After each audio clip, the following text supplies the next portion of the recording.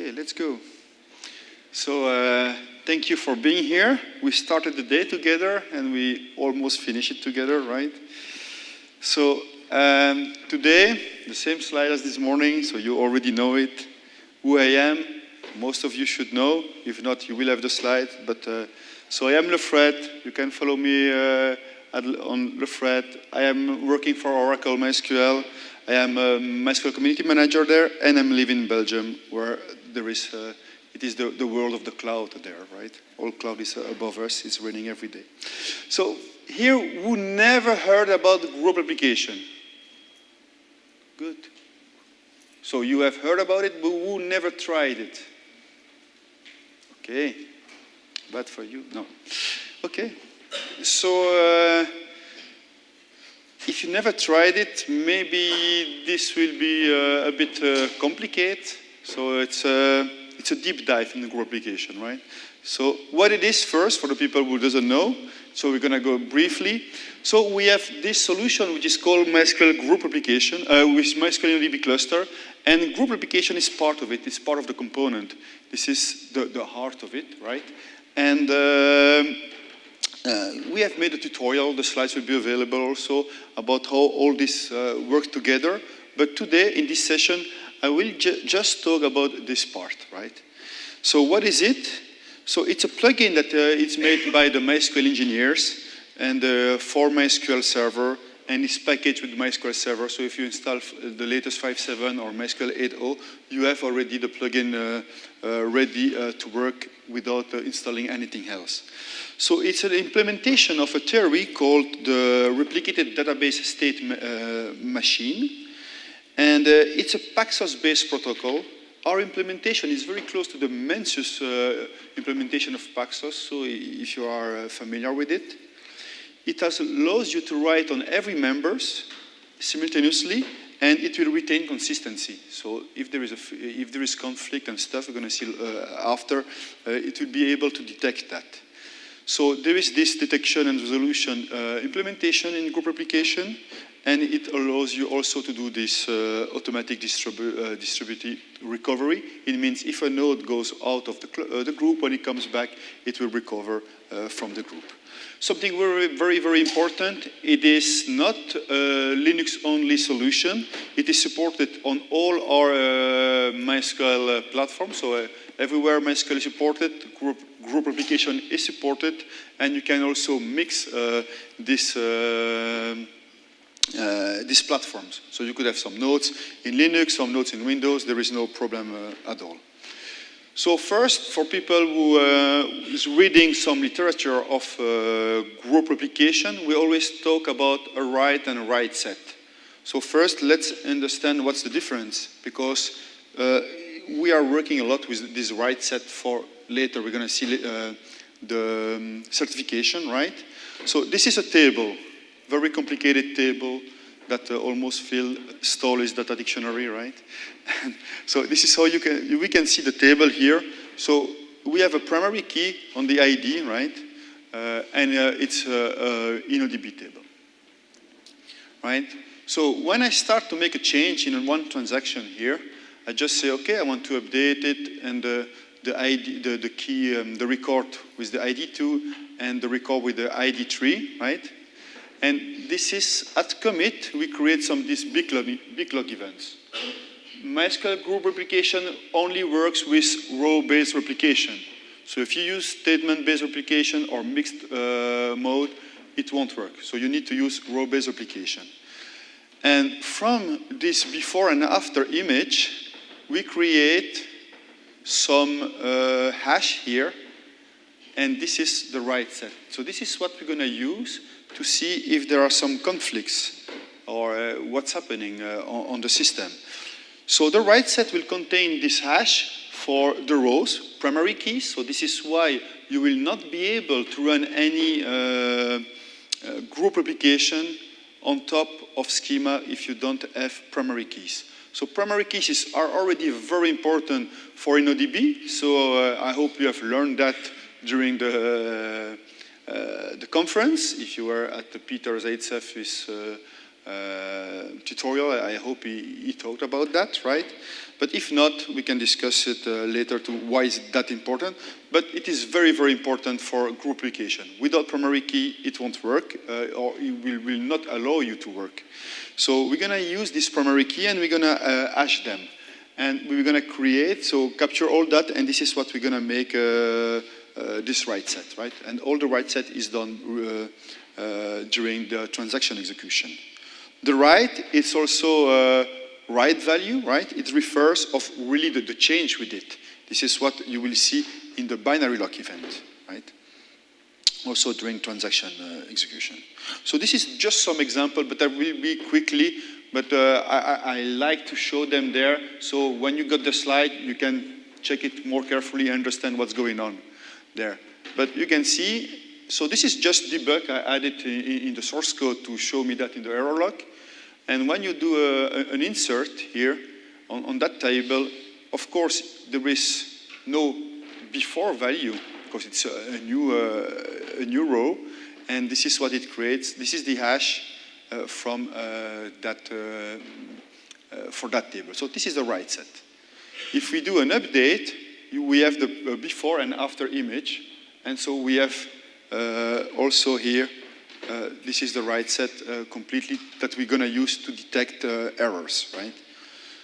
So here, for example, when we have a primary key, but we have also a secondary key, it will use them to create the write set. So all these keys will be used to detect if we have any issues or any conflicts, right?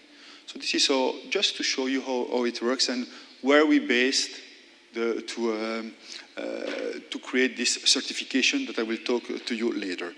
So it's always before and after image, right? So you see that this was for terminology because I will talk to you about write and write set. So group replication is very nice if you have seen it working maybe at the booth or maybe to a previous talk or the tutorial. But how does it really work? It's easy. It's just a kind of magic, right? But in fact, not really. So all this write set, the write set, it's replicate synchronously. So if somebody tells you, oh, group replication is a synchronous replication solution. No, it might be, but it's not. It's not fully synchronous. It's virtually synchronous by default. And then there is a certification that applies, and all these changes will be applied locally on each node, individually, asynchronously. Easy, no? Maybe not. So I will try to show you how that works, right? Because it's quite complicated to understand all this, right? So this is what happens. So we have one so you may have heard that group, not group replication by itself, but InnoDB cluster works with a single primary mode by default. So you write only on one node. Even if you could write on every node, so let's say, if you don't know your workload, we always encourage you to use single primary. So this is the single primary, here is node 1. So we create a DML here. So what happened? This delivery is synchronous. So we send synchronously the delivery to all the nodes. And as we are using Paxos, here it's a bit another trick. It's that as soon as the majority is reached, we can process on the writer the transaction. So we don't need to wait that everybody will reply us. So we go a bit faster here. So 1 + 1 here is the majority. Because we consume our own writes, we go faster. So as soon as this majority is reached, we can go in the next step. The next step is the certification. I will go in details on certification after. But then here, you can see already, this is time. Certification happens as soon as the machine can do it, but it is not guaranteed that the certification happens at exactly same time everywhere. This is synchronous, this is not. So here, the commit is finalized, so we return the commit here, so the application here has received, the data is there. But as you can see, at this exact same time, the data is not yet here. It will eventually be there, Then we need to apply, so make the changes, and then finalize. This could be milliseconds, but this could be a bit more, depending what the machine is doing. So during the tutorial, we play about that by looking all the tables to see what's going on there. So, but this is the default. I will go later to explain you that we can change the default, but this is how it works. For auto-commit, but the same for longer, bigger transaction, right? So we replicate, recertify. As soon certification succeeded here, we can finalize. Here, we need to wait for to finalize. So if somebody tells you, go for group replication because by default it's fully synchronous, this is a lie. But this is a lie also for all Galera-based replication. So if you bought a Galera from Percona, MariaDB, or from Galera itself, because it is fully synchronous, this is not true. They fooled you, so watch out. This is how it works. So this communication between the node, it's made by GCS. GCS use what we call the XCOM protocol in MySQL. So this is something that the engineers have created, so internally. So this is internal for MySQL. It's not a third-party tool. The first proof of concept of group replication were using corosync, for example, but they decided to make something internally to do that. So this is what make the replicate database state machine theory. All this happens in XCOM. This is the protocol which is based on Paxos, and the only task it has is to deliver the message across all the to all the nodes across this distributed system, right? And he has to do that atomically in total order. And there were a question? In total order, and so the group will receive these order tickets from the GCS because everybody needs to apply this transaction in the same order, and I will explain you that. Something very important is that group replication is using the standard GTID. So this is exactly the same GTID as you can use in asynchronous replication, semi-sync replication since 5.6. So it's not yet another GTID. It's exactly the same. So, but the group has its own UUID. So this is all, there are two ways to create this GTID. The first one is automatic. This is the default. So we tell, okay, the transaction is assigned, get this GTID automatically during the commit. So when we commit, we get an ID, and it uses the UUID of the group. Manual, so what we call assign, then the user assigns the GTID. This is not something we recommend, but it is possible to do that. Of course, this is not something that really we recommend at all. Let the automatic, it will work. So some magic tricks I will explain you here about the GTID again, after my assistant showed this nice one. Okay. So total order delivery from the GTID. How do we decide that? So here, for example, you can see we have a group of 5 nodes, right? And for the best of you, you might see that here there is more latency between these 2 nodes and these 3 nodes. The gap is longer right here. You see? This is the latency between the nodes. So what happens? We do a commit on MySQL 1. So it sends that to GCS. Then it sends that to everywhere, to all the nodes. And just after we do a commit on MySQL 5, because we are running in a multi-primary group, right? So it sends that to GCS also. But what can you see here? You can see that the acknowledgement that they received, that the group, that all members received the commit, the right set, in fact, is that here the majority is reached for this commit. So this one, the majority is reached faster than this commit. So it means this one, this write set, will go in the message queue first. So the total order will be this commit has to come first. Then, as soon as majority it's reached the other commit, it will go to the message queue. So after, when we reach the majority, we go in the message queue. And then everybody else act. If they never act, they will get kicked out of the group. So then, this was the message queue, and we can call it also the certification queue here, and we need to certify. So certifying, taking this write set, and checking if in the queue we don't, or in the process already applying on the machine, there is no conflict. And when the certification is okay, we give an ID. So we deliver the ID of the GTID. So UUID is the group, and the sequence number is sequential here from the queue. There is some trick here again, because you may have seen a lot of gaps here. I will explain you that after what it is. But this is how we order them, right? And how everybody will consume in the same order also. So, yeah, this previous example was not exactly matching the reality because, in fact, we will give some blocks to every writers inside the group. So everybody will have a block, and this is set in Group Replication GTID assignment block size. And the default, it's 1,000, right?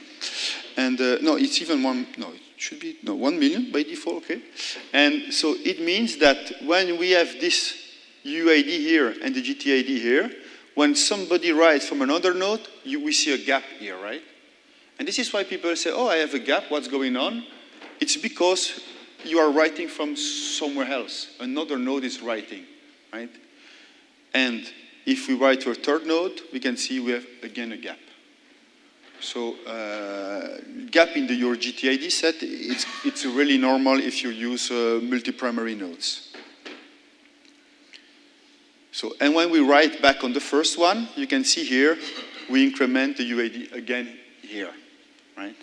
So this is just for performance, okay? So let's see another trick.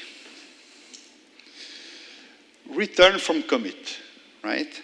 So if you are familiar with asynchronous replication, you know that the master doesn't care at all about the slaves, the replicas.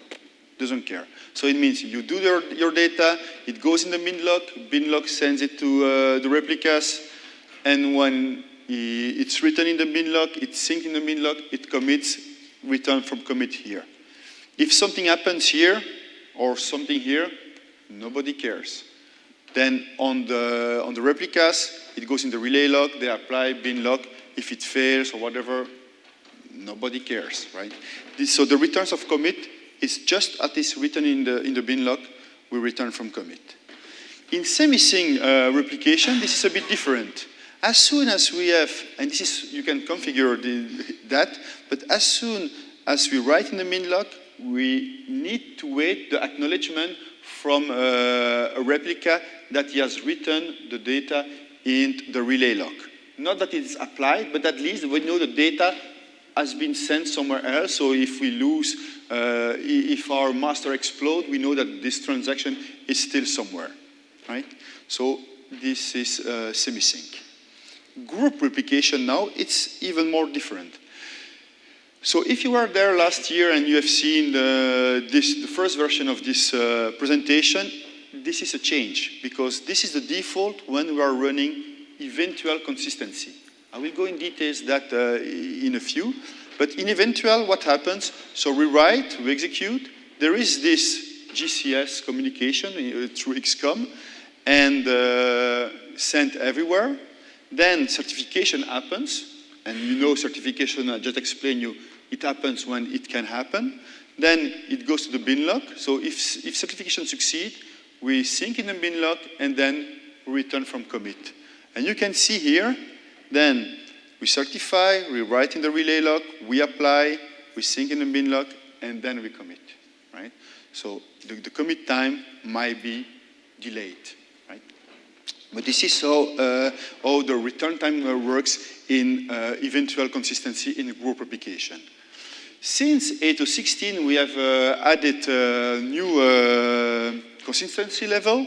So if we do before, before we do something, a transaction, we wait that all the other transactions are applied, and just after, it's exactly the same, right? We have also after, and this is where commit time might be delayed. So when we do a write, this is the consensus, exactly the same. Then we certify, exactly the same. We write in the bin log, we sing in the bin log, but we don't return to the application. We don't say, oh, it's done. We wait. We wait. What are you waiting for? Is that the other ones are also doing the certification, are also applying everything. They write in the bin log, and they acknowledge that they say, okay, we are ready to apply, we can do it. They write in the bin log, and then they commit. Then they say, okay, you can commit. So here, the delay, it's longer, because we wait that everybody are ready to apply the transaction. So does it mean that because we are waiting for in eventual that we always wait, so in this case, that as soon as it's done and we wait for the majority and then we process, does it mean that we can have a distant node and always let it act much later, right? So let's say we have a large latency between two data centers. We have two nodes locally and one node in a data center, which is increase the latency between these ones. But majority is always reached locally, right? Because we have 2 of 3. We have the majority, so we don't care that much about that one. Is it okay? No, it's not okay. Why? Because the system, how it works, sometimes we need to have to wait for the other node. We ask him, do you have something to say to the group? Because by default, we are all leaders in Paxos, and so we have to ask him, do you have something to say? And he has to say, no, I have nothing to say. But this question and this answer, you pay the latency. Of course, this doesn't happen at every transaction, but it happens every time it's his turn to say something, and so we ask him, right? So if you have, let's say, almost the default is that you see if you hammer and you write, and you will see that if you have 3 nodes, almost every 3 transactions, you increase a bit your delay there.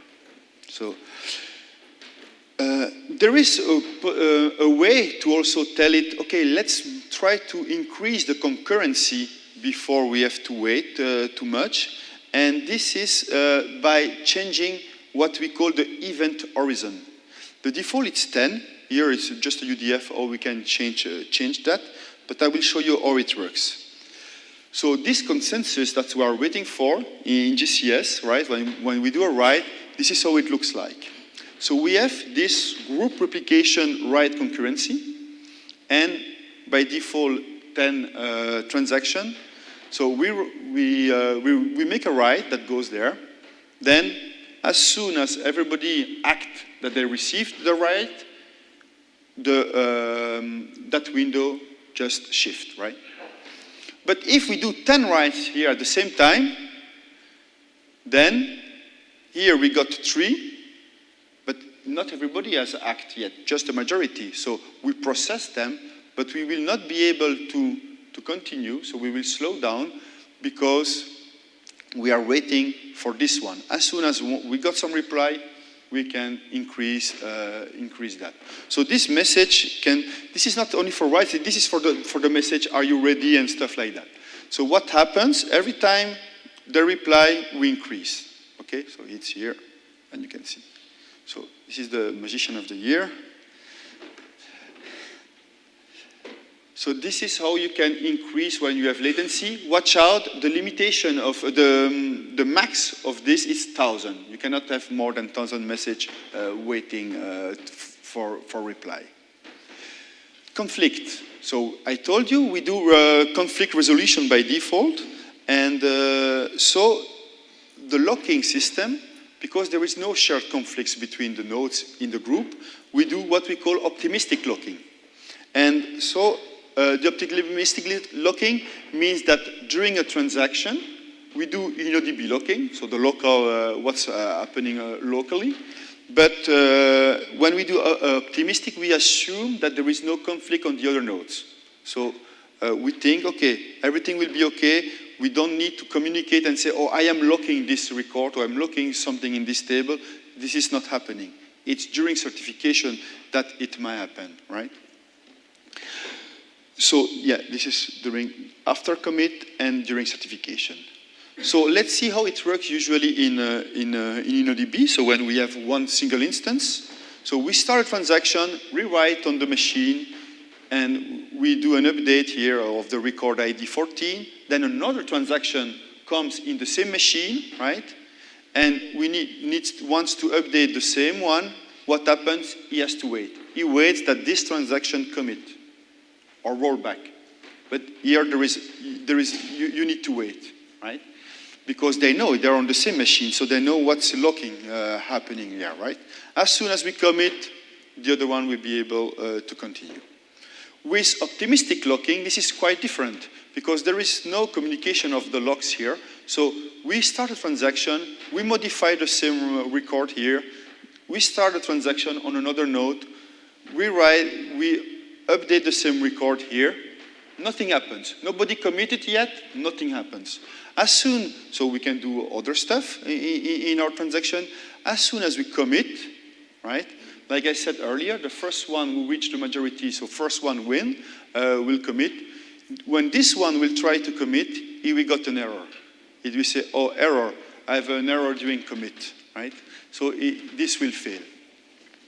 So this, let's say, these conflicts are happening at two different stages when we commit. One, it's because you receive from the group something that conflicts with something you are modifying currently locally.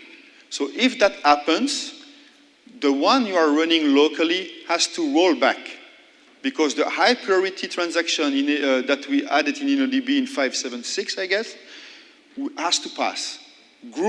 The group already had a consensus that this transaction has to pass. So when one transaction comes on your place and you are already updating something exactly the same, you have an issue. You have to roll back your local transaction and the one from the group has to pass. Okay? This is why, for example, we always tell people, if you have large transaction, very large transaction, don't use multi-primary. Because you may update one transaction of, let's say, millions of records, and then somebody else just modify one record that conflicts with this 1 million one, the one record will pass, and you need to roll back the big change you are doing, right? So if this is the case of workload you have, you use single primary. All what I'm speaking here now doesn't happen in single primary mode. This is just for multi-primary, when you write on multiple nodes at the same time. Also, when all the two of them were sent to almost exactly at the same time to the group, then there is a failure detection also that will work there, and the message will be different. So, if you do the first conflict, when it's a local conflict with high priority transaction mechanism that has to run, you can have these two errors, right? So this is in the transaction. For example, you do update ID 14, and then just after you do, oh, I want to select another record, you will get this error. If you try to commit, you will get this error. Okay? The other error you can have, it's when the conflict happens after commit, when you are in the GCS you already sent. This is the error you will have. So the Group Replication plugin will say, oh, one of the transactions, it will see the first one, and the first one will pass, and the other one will have this. So like I said, such conflict happens only in a multi-primary group. If you are using a single primary group, you will never have this.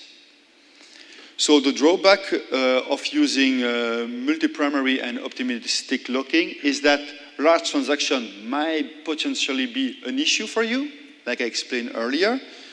Long-running transaction, exactly the same, or hotspot record. So if you change a record on every node at the same time, always the same record, you will increase the amount of conflict. So your application will see some rollback happening, right?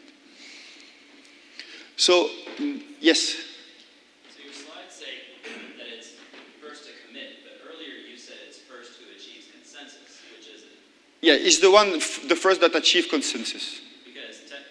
So by that, you could have two that A could commit first, B could commit second, but B. Yeah, when I say first commit, it's the first which we, let's say, let's make it much easier to understand, but it's, like I explained earlier, the first who the commit was act. But so that is possible that A could commit first, B yes, second, exactly. B gets consensus first. So yes. His goes before A. And the other one will have the issue. Yeah, when we do, because here is why you do enter at the same time, you will have that issue, right? Almost. You need to really send it at exactly the same time to achieve, because the XCOM is quite fast. If not, you always be in the first two cases. It's very complicated to do let's say, to simulate that error. But it's possible. So now let's see the consistency guarantees. Who has heard about consistency guarantees in group replication? 1, 2, 3, 4, 5 person, okay. So this is quite new, right? And we had a lot of people say, oh, this is what is missing in group replication earlier. And so we did it. Like I said this morning in the keynote, we are listening to the community and we're improving thanks to the community also, right? So by default, there is no synchronization point for any transaction. It's eventual, right? So when we do a write, if you immediately check on another node, this data that you have written might not be there. If you want to see the consistency level, this is in this variable. This variable can be global or it can be by session, right? So now we have added the possibility to add a synchronization point at read or at write or at both, right? And I will show you that. And it can be global or session. So this is when we do it at read time, right? So let me give you an example. If I want to load balance my reads, right, and not take any restriction on which server I read from, right? I just load balance them and I read everywhere. And but my writes I write much more than what I read, right? So my workload is writing a lot of data, read a few of data, but I don't want to take care of where I read my data. Then you can use after, because at every read I will do, or the read where I will put after in my session, I will wait that every commit I have has been executed before I'm able to execute another transaction, right? So this is when we do read. Write, it's the reverse. Right? I do few writes, I do a lot of reads, and I don't want to take care of where I do my writes or where I do my reads. You can say, okay, when I do a write, few writes, I will write on one machine, and then if somebody else needs to write, so here I will send my commit at the exact time when everybody has prepared. When everybody are okay, I will be able to commit, and other then will be able to do. So this one is eventual, for example. It has to wait that this one arrives. So this is, for example, let's say eventual is good enough, but sometimes I have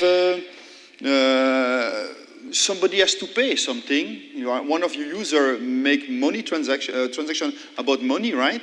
And you say, oh, this money, I don't want, if this guy add money or just spend money, I don't want that somebody on another node will read still data, right? Somebody say, oh, let me buy this and spend $100, And then on the other side, you see, oh, $100 are not yet spent, so he still has a lot of money. We can do again another, buy something else. You don't want to do that. So for that specific transaction where you say, okay, let's add money or remove money, I will change the synchronization point to after, for example. So the write that say, oh, I want now to change the amount that the guy has in his wallet. I want it to be synchronized between all the nodes. And you can do completely synchronized if you use before and after. So every transaction, wait that everything has been done, and then that everything has written at the same time. So this is really how we can play with the consistency. So who's Galera user here? 1, 2, well, not that much. But for Galera, you have this sync weight parameters. So this is like sync weight on steroid, right? It's a level above. You can do that for much more powerful, and we can go to synchronous replication, in fact, using that. This is magic. So now I was telling you, okay, certification. What is this? I was talking about about certification so far. So certification is just one process, and that only needs to answer one single question. And the question is, can this write or this transaction be committed locally? Right? So so you got from the group a transaction. Maybe you did it, or maybe somebody else remotely did it, and you need to say, can I write it locally? So it's based on the applied transaction we have, and the conflict arrives only from the other nodes. So you cannot have conflicts locally if you only write always on the same machine. So if you use single primary mode, you should never have a certification failure, right? If you write on multiple nodes, you may have this certification. Every node will do certification, like I saw earlier in the images, and it is deterministic. The results are not reported to the group. So if certification failed locally, you take action. So you can say, oh, I want to roll back the transaction, and stuff like that, but the others will have to do the same, right? So there is no communication there. So if it passes, you commit, and you go in the applying queue. If it fails, it's a rollback, and you drop the transaction. Simple. It is serialized all by this total order in XCOM and the GTID, and the cost is based off the row and the keys. You have seen earlier that when we had two unique keys, so the primary and a unique key, that we're going to use to do the write set, let's say if you have 2,000 of them, of course, it will take more time to do the certification. So I will just want to show you here a bit how it works, right? So certification works here. So there is a certification loop that checks all the events and say, oh, can I apply it? Yes, no. If it can't, we go in the applying queue. If not, we need to roll back, right? And then if it's okay, we put in the right set. We put it in the relay log to be applied. So yeah, the slides, you will have them. If you have any question, I can answer later. So all this, like I said earlier, it's magic, right? So there is few people who are using group replication. Yeah, you all knew about it, but some of you didn't use it. But for the people who used it, haven't you already seen that if you do a very large transaction, it might happen that the machine where you are doing this large transaction get evicted from the group? Who has seen that? Nobody? Oh, which is good, but it happens. So due to that, what we have done, we have created the message fragmentation. Because let's say you have a very large message to send to the group.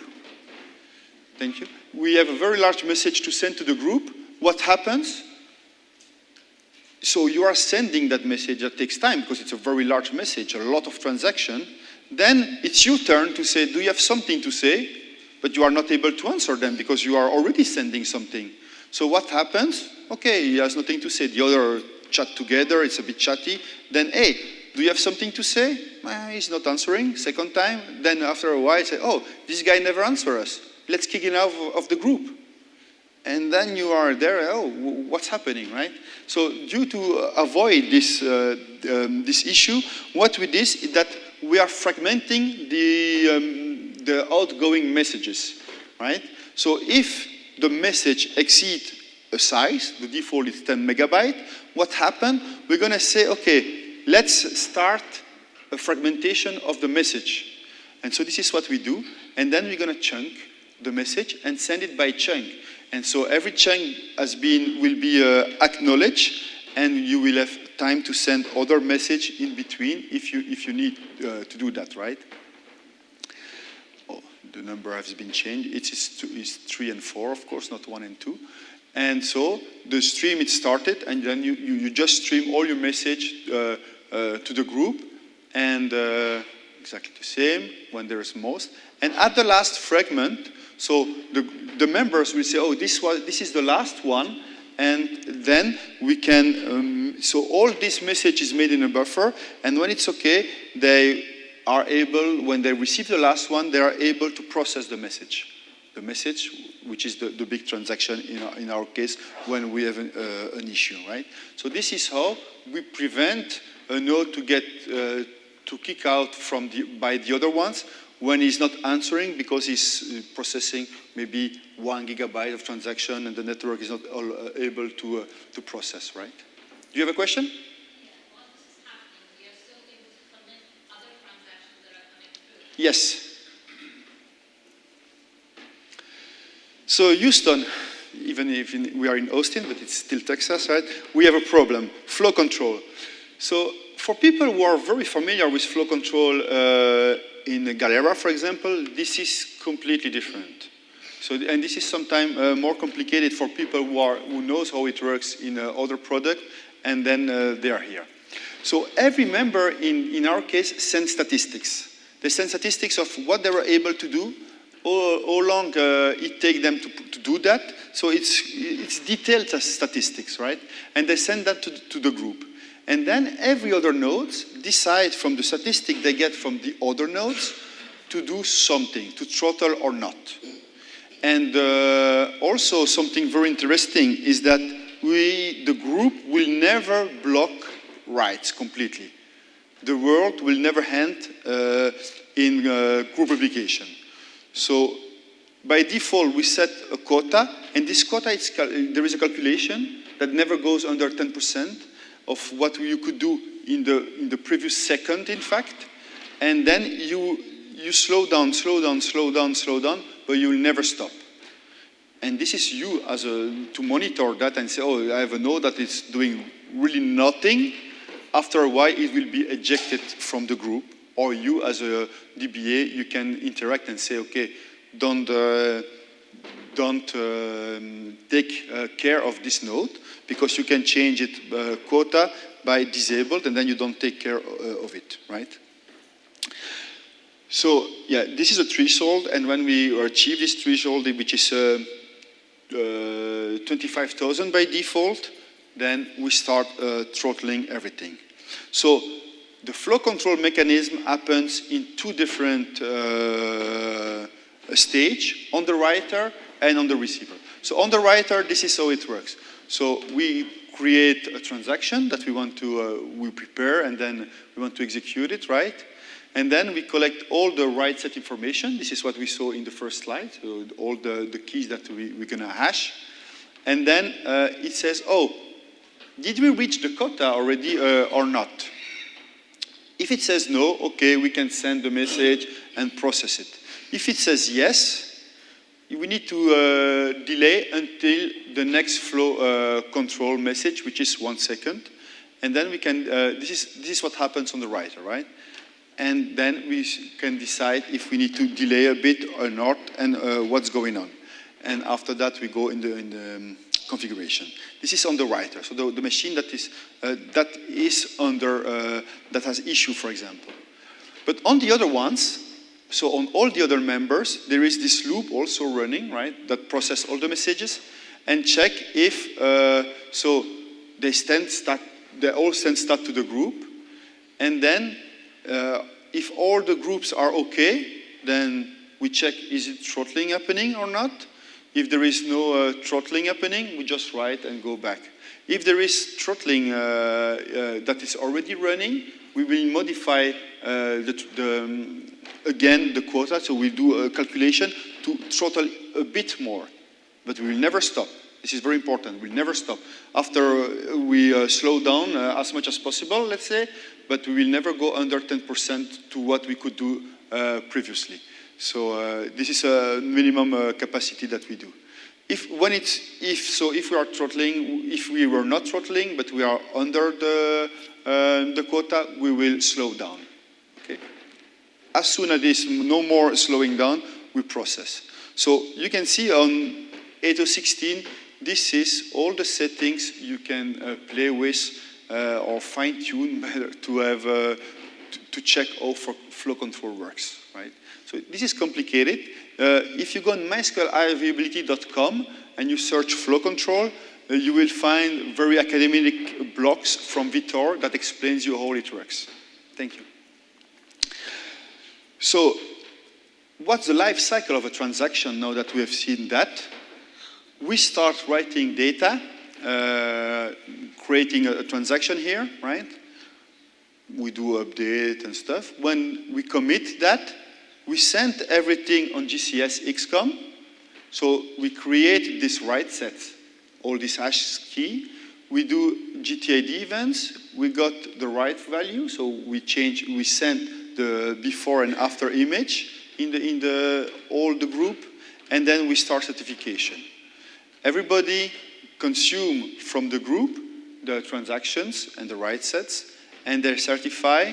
As soon as they certify it's okay, they set the GTID to the transaction, it's written on the binary lock, and then the commit is finalized. And the same for everybody else. And they write it on the relay lock, and then they process the transaction. This is by eventual. If it was not eventual, they may have more delay in the commit before or after, right? So it's a lot of information. I agree with you. So if you have any question, it's time for the questions. The slides will be online, so you can process them. And if you have extra questions, you can contact me. I am always on the community Slack, so you can go there. We have a group replication channel, so no problem to discuss that. So do you have questions? Yes? So if you have a few minutes, can you say like major differences between Galera, InnoDB cluster, and group replication? So InnoDB cluster and group replication is exactly the same.